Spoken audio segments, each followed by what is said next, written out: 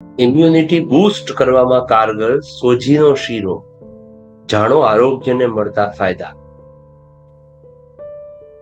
નબળું ઇમ્યુનિટી અને બીમાર લોકો બીમારીની ચપેટમાં જલ્દી આવી જાય છે. તેથી તેનાથી બચાવ સૌથી કારગર ઉપાય તમારું ઇમ્યુન સિસ્ટમ સ્ટ્રોંગ થવું જોઈએ. ઇમ્યુનિટીનો સીધો સંબંધ યોગ્ય ખાવા પીવાથી છે. ઇમ્યુન સિસ્ટમ વધારવા માટે લોકો હેલ્ધી ડાયટ અને ઉકાળો પીએ છે, પણ શું તમે જાણો છો કે સોજીનો શીરો પણ ઇમ્યુનિટી વધારવામાં કારગર છે? ન્યુટ્રિશનિસ્ટ જણાવે છે કે સોજીનો શીરો પચાવવામાં સરળ હોય છે અને તેને સર્જરી કે રોગથી ઠીક થયેલા લોકોને ખાવા માટે અપાય છે. સોજીનો શીરો વધારે ઇમ્યુનિટી. ઘરોમાં સોજીનો શીરો બનાવવો સામાન્ય વાત છે. લોકો મજાથી આ શીરો ખાય છે, પણ તે આ વાતથી અત્યાર સુધી અજાણ હતા કે આ એક ઇમ્યુનિટી બૂસ્ટર પણ છે. રોગી દર્દીને જો આ ખાવા માટે અપાય તો તે જલ્દી ઠીક થઈ જશે. ડોક્ટર્સ પણ સલાહ આપે છે. શીરાથી મળશે આ લાભ. શીરો બનાવવા માટે ઘી અને સોજીનો ઉપયોગ કરાય છે. ઘી ભોજનનો સ્વાદ વધારે છે, સાથે જ તેમાં એન્ટી ઇન્ફ્લેમેટરી ગુણ ત્વચામાં નિખારને જાળવી રાખે.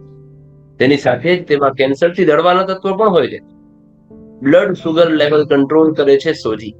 સોજી આયર્ન અને મેગ્નેશિયમના ગુણોથી ભરપૂર આ દિલને સ્વસ્થ રાખે છે. તેની સાથે જ સોજી ખાવાથી બ્લડ સુગર લેવલ કંટ્રોલમાં રહે છે. પણ વધારે માત્રામાં સોજીનું સેવન કરવું શરીરને નુકસાન પહોંચાડી શકે છે. તો આ વાતને ખાસ ધ્યાનમાં રાખો. હંમેશા શીરો દેશી ઘીમાં જ બનાવો. ડાયાબિટીસ દર્દીને આ શીરાનું સેવન ન કરવું. શીરો ખાધા પછી હુંફાળા પાણી જ પી. જો ઓછી ખાંડ ખાવ છો તે શીરામાં ગોળ કે બ્રાઉન સુગરનો ઉપયોગ કરો. કેવી રીતે બનાવવાનો સોજીનો શીરો? તેની સામગ્રી છે: સોજી 1 કપ, ઘી અડધો કપ, ખાંડ 1 કપ, પાણી 1 કપ. એની વિધિ છે: એક પેનમાં પાણી અને ખાંડ નાખો. ઓછા તાપ પર ખાંડને પાણીમાં સારી રીતે ઓગળવા દો. હવે કઢાઈ લો અને તેમાં ઘી ઓગળાવો. ઘીમાં સોજી નાખી મધ્યમ તાપ પર શેકો. હળવા બ્રાઉન થતા પર સોજીમાં ખાંડનું મિશ્રણ નાખો. સોજીની સાથે સાથે હળવા હલાવતા રહો જેથી ગઠણા ન થાય.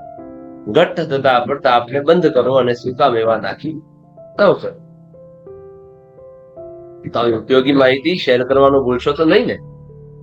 આવી જ હેલ્થ સંબંધિત માહિતી મેળવવા માટે આ ચેનલને તમે પણ સબસ્ક્રાઇબ કરો અને તમારા મિત્રોને પણ સબસ્ક્રાઇબ કરાવો. ધન્યવાદ. જય શ્રી કૃષ્ણ.